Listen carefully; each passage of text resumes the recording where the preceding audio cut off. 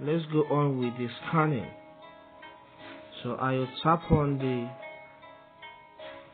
ribbon display button section. Okay. Then select the insert tab. Okay. Then scroll down. You can see the option for scan document after blank page. Okay, I tap on it. Then it's asking me to allow what to as text to take pictures and record videos. I said okay, allow.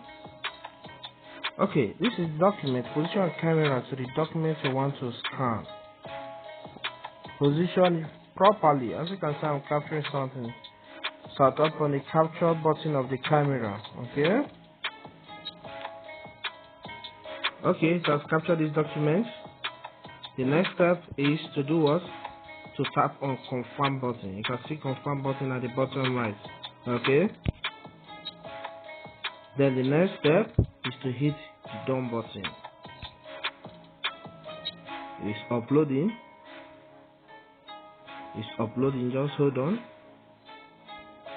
There we are.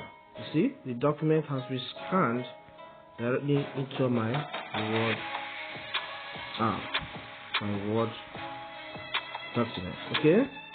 So just simple.